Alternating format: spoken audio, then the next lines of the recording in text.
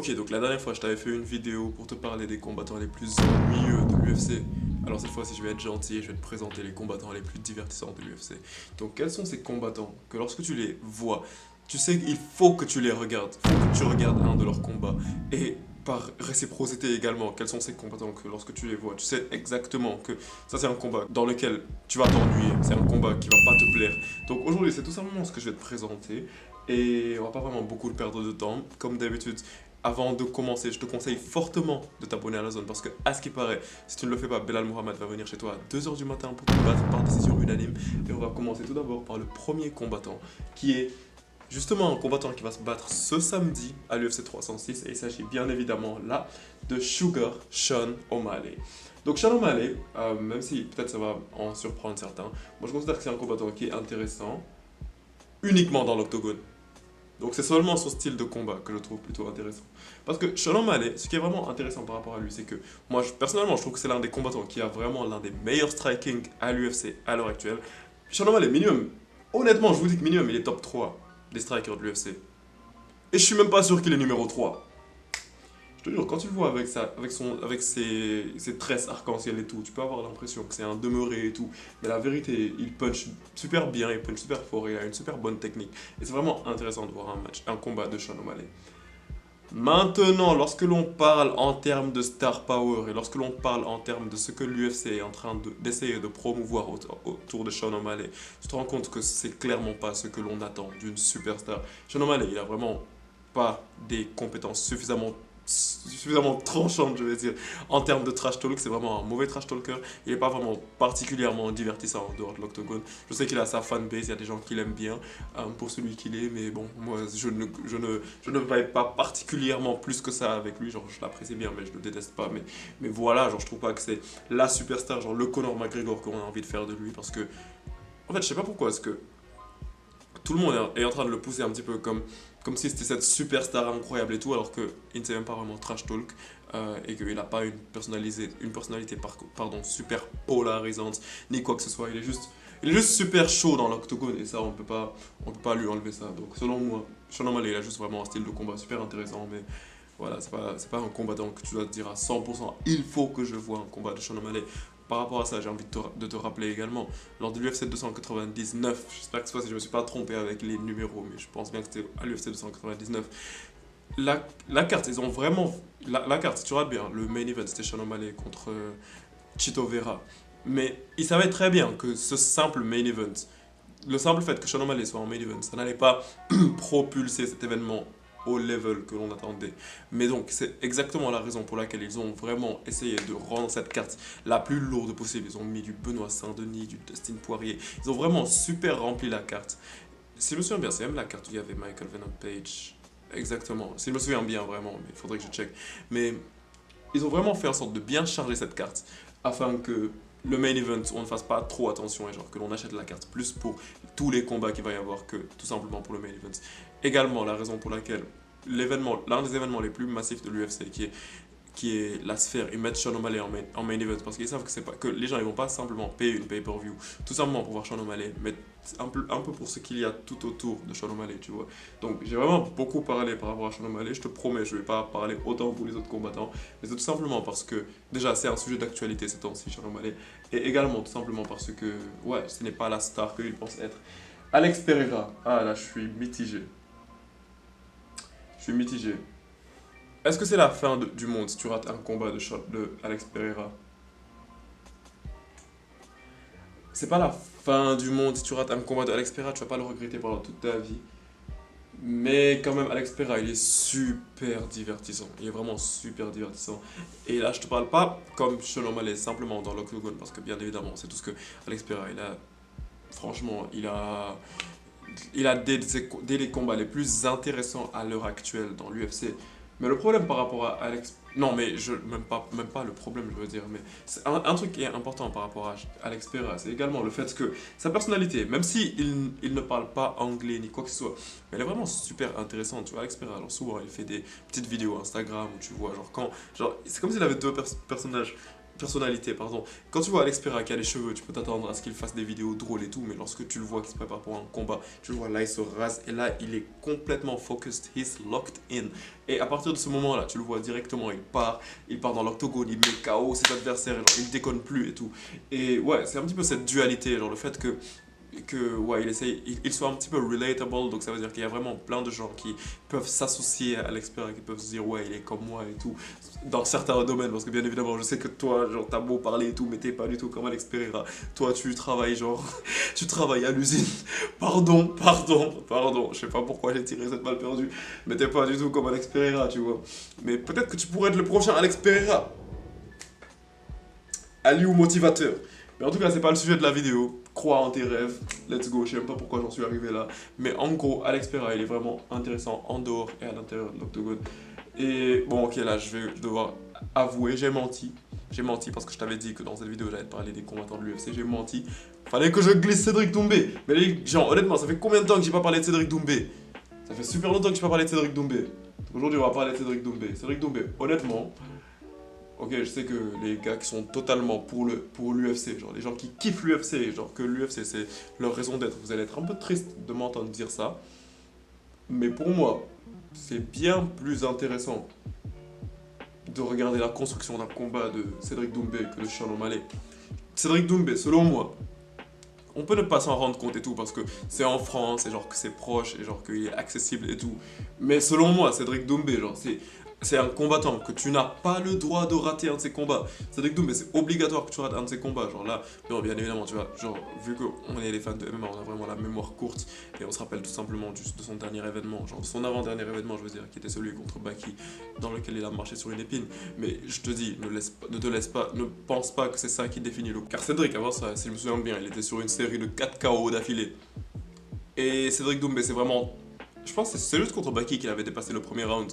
Cédric Doumbé, c'est une machine à KO. Et ouais, donc déjà c'est une machine à KO. Et en plus, sa personnalité, elle est vraiment super intéressante. Il est super divertissant. Franchement, le entertainment, c'est Cédric Doumbé. Y a pas vraiment grand chose à dire. Donc voilà. Euh, Cyril Gann. Cyril Gann, je vais peut-être t'étonner, mais je dirais que c'est grave sous-coté. Parce que en France, comme je te dis, on a vraiment la mémoire courte. C'est pas vraiment en France, genre là, je parle vraiment dans le MMA en général. Vraiment, les fans de MMA, on a vraiment la mémoire super courte. On oublie à quel point Cyril Gane également, genre c'est une machine de guerre. Il est super bon en Muay Thai. Il met des KO phénoménaux. Je te conseille tout simplement de te rappeler de son combat contre Tai Tui. Ça, c'était vraiment un banger ce combat. C'était vraiment un banger, il n'y a pas d'autre mot. Et ouais, c'était vraiment super intéressant. Et donc, moi, bon, bien évidemment, à l'extérieur de l'octogone, Cyril Gane, c'est peut-être pas le combattant le plus divertissant, même si je me dis que ça va, genre, il a son public. Il a son public, tu vois. Et donc, ouais, moi je me dis qu'il a une personnalité qui est un petit peu sous-cotée, parce que c'est quand même, genre. En fait, le truc, c'est que Cyril Gane, je suis un petit peu mitigé. Le plus je parle, le plus je me rends compte, je suis un petit peu mitigé entre sous-côté et juste le style de combat. Parce que. Parce que Cyril Gane, en fait, le problème, c'est que avant qu'il se fasse battre par John Jones, il avait un petit peu ramené cette personnalité en mode ouais, non, moi pendant que vous vous entraînez et tout, moi je joue à FIFA, après je viens, je te mets KO. Et ça, c'était une personnalité genre qui a vraiment plu à beaucoup de gens parce qu'il était totalement relatable et genre on pouvait s'associer à lui, je veux dire. Parce que sinon, tu vas encore me dire que je fais trop d'anglicisme. Et ouais, tout ça, tu vois.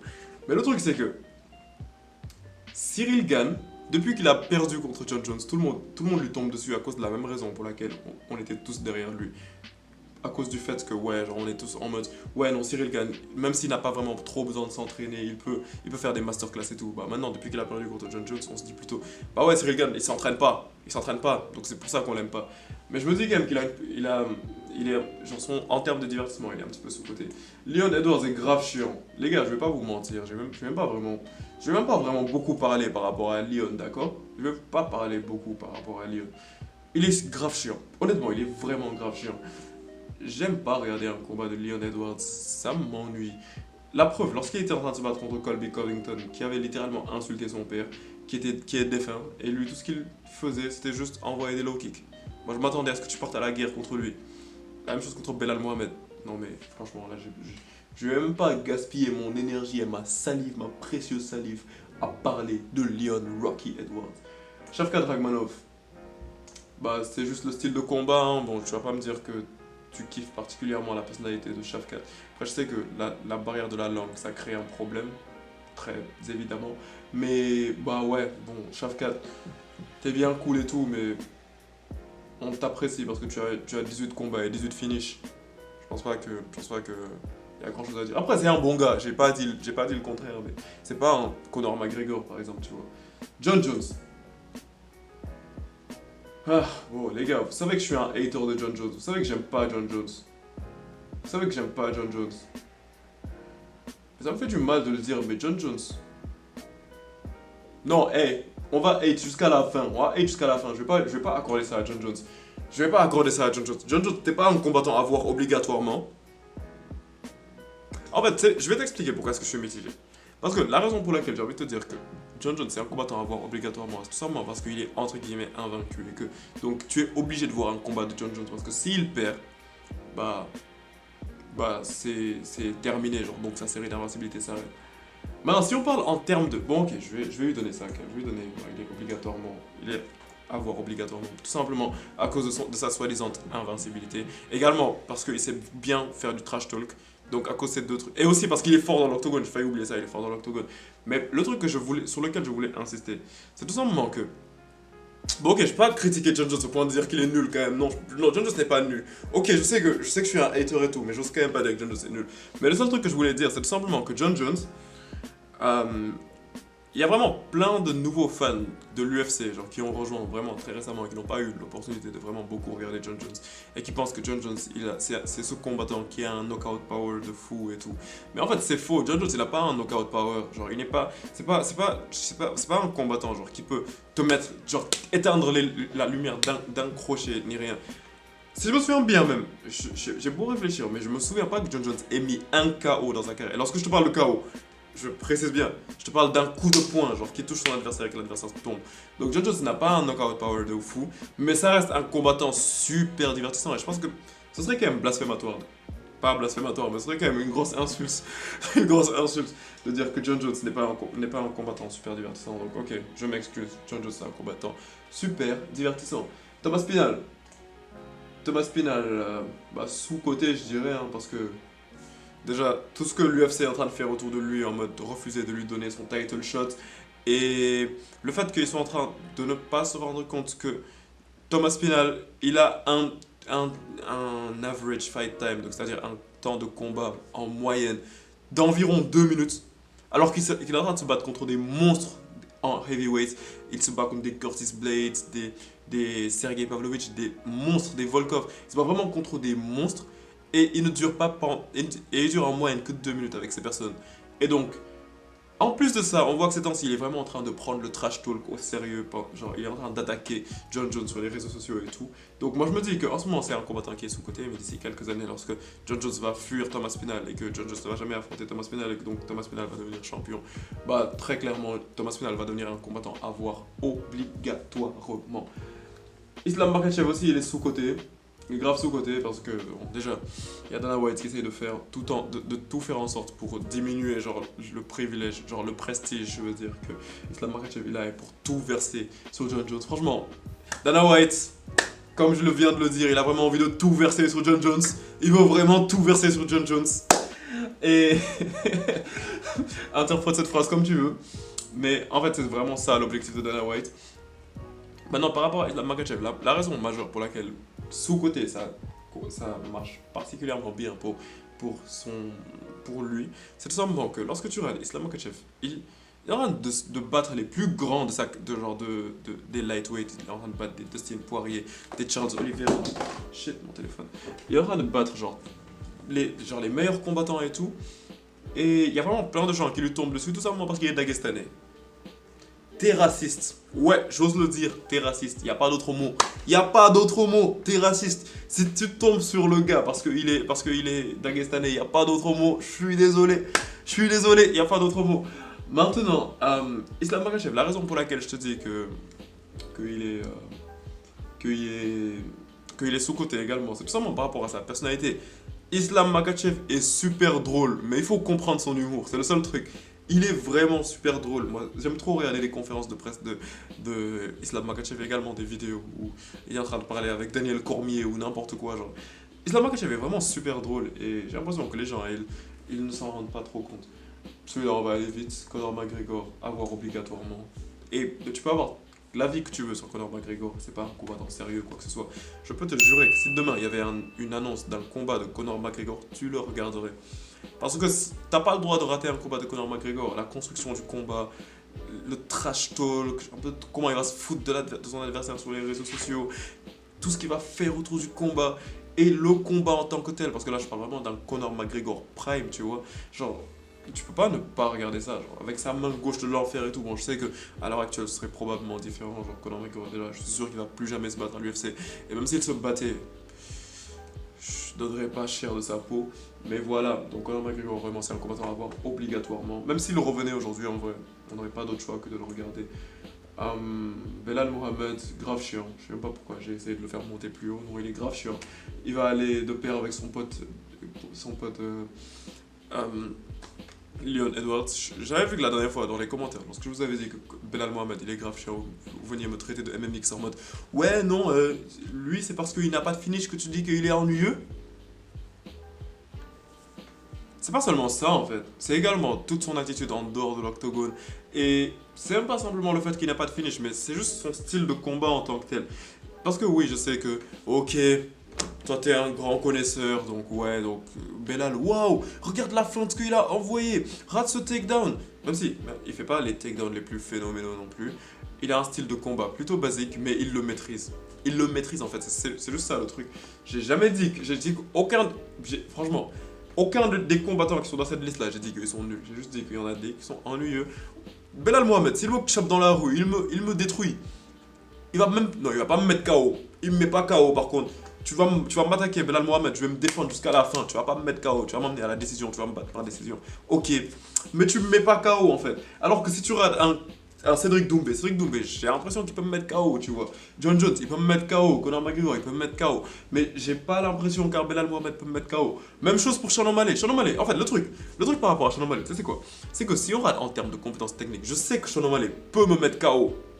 Mais quand je vois le mec, quand je vois ses cheveux en arc-en-ciel, quand je le vois genre se balader et tout, je me dis que ce gars, si je le croise dans la rue, je le vois, je peux bully le gars. Légitimement, je peux bully le gars. Je peux venir en face de Sean O'Malley, je lui dis donne-moi ton goûter, il me donne son goûter. Il y a moyen que je bully ce mec, tu vois. Donc Sean O'Malley, également, même chose pour Belal Mohamed. Honnêtement les gars, moi je suis pas des Lulu. Je suis pas des Lulu. Je suis totalement sûr que ces gens-là, ils vont me battre, très clairement, mais ils vont pas me mettre KO. Bon, peut-être Sean O'Malley, mais pas Belal. Ouais, Sean O'Malley, tu peux me mettre KO, ok, si tu veux. Khamzat Chimaev. Khamzat Chimaev, à une certaine époque, j'aurais dit que c'était un combattant à voir obligatoirement, mais à l'heure actuelle, on va réfléchir de manière rationnelle, d'accord? Khamzat Chimaev n'est pas champion. Il n'est pas champion. Je ne suis pas suisse, je ne suis pas des Émirats Arabes Unis.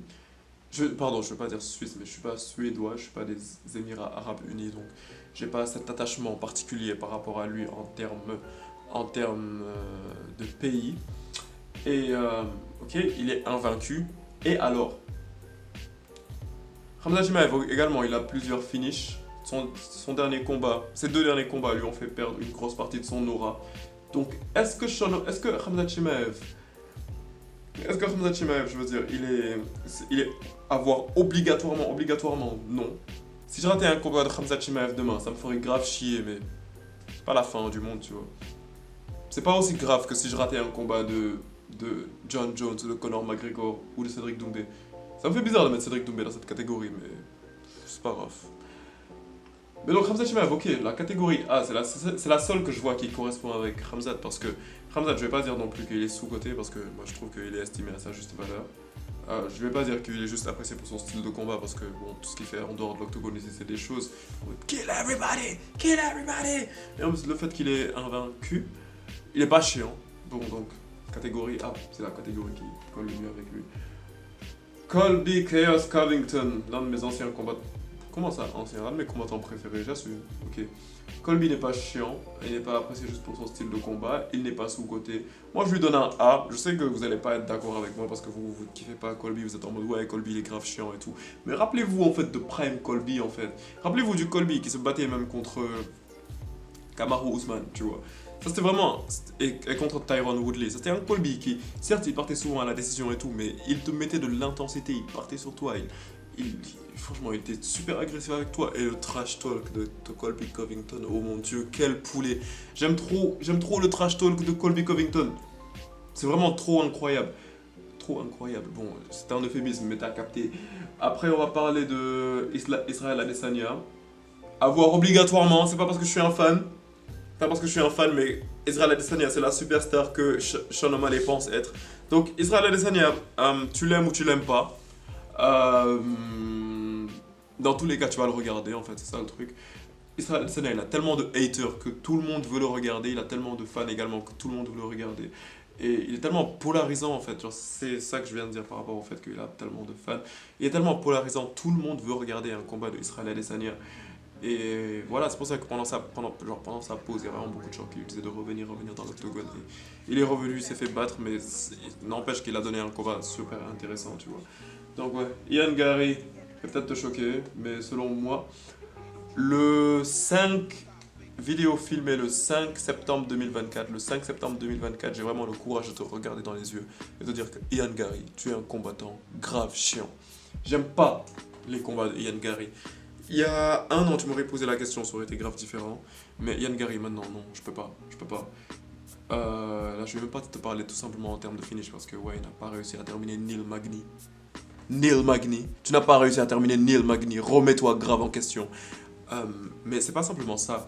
Également, le fait que contre Jeff Neal, il l'a battu par une décision vraiment très controversée parce que selon moi, j'avais clairement vu que Jeff Neal avait gagné ce combat. Il s'est battu de manière vraiment super ennuyeuse, tout simplement pour garder sa série d'invincibilité. Mais mon Dieu, ce qu'il a fait comment ça s'appelle? Ce qu'il a fait contre l'autre là, comment il s'appelle? Contre MVP, ça m'a vraiment découragé du mec. Ça m'a vraiment découragé du mec. Il vient pendant toute la construction du combat, il est là en mode ouais, toi je vais striker avec toi et tout. Après, dès que le combat commence, il part faire des câlins à MVP. Et pendant tout le combat, il fait des câlins à MVP. Là, c'est même pas comme si c'était un niveau de lutte de Demian Maia ou n'importe quoi. C'est juste, il lui faisait des câlins en gros. Genre, no homo, mais genre, like, je sais pas trop c'était quoi le plan. No Diddy. Mais bon, voilà, je pense qu'on a une belle liste, une liste plutôt solide. Tu me dis ce que tu en penses dans les commentaires. Franchement, aujourd'hui, je suis de vibe plutôt chill. Il est 23 h. Et je pense que je vais m'arrêter là. Donc, tu me dis ce que tu en penses dans les commentaires. Et comme d'habitude, si ce genre de vidéo te plaît, je te conseille tout simplement de t'abonner à la zone. Et on se capte bientôt pour une prochaine vidéo, la famille. Peace out!